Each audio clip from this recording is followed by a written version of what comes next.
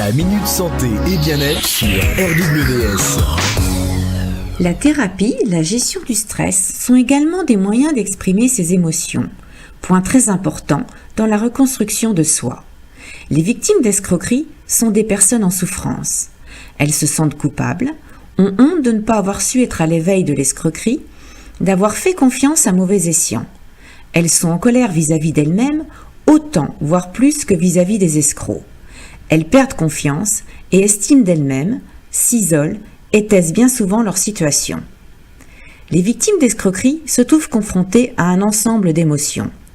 Les pleurs, par exemple, sont une réaction salutaire. Il arrive parfois que cette émotion soit refoulée par notre système de croyance, d'éducation. Cette situation génère des tensions au niveau de notre corps, de notre psychisme et à l'image d'une poupée russe s'empilent et peuvent créer un burn-out.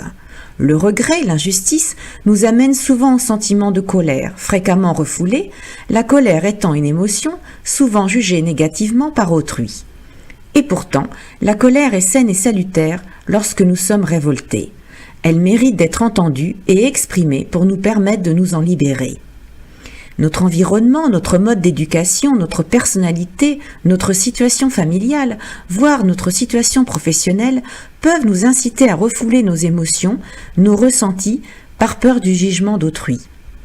Un travail thérapeutique allié à la gestion du stress permet aux victimes d'escroquerie de prendre conscience sur leur façon de réagir face à leur situation, que la tristesse, la colère, l'apathie qui les habitent sont des réactions logiques et salutaires, que leurs attitudes sont autant de réactions de survie et dépendent de la façon dont elles perçoivent leur situation.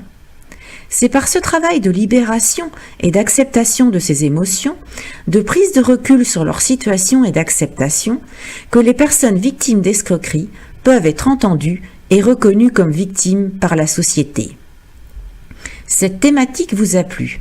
Le sujet de la prochaine chronique, comment passer du sentiment de culpabilité à la reconnaissance de son statut de victime. Cette thématique vous a été proposée par Virginie Lefranc, thérapeute.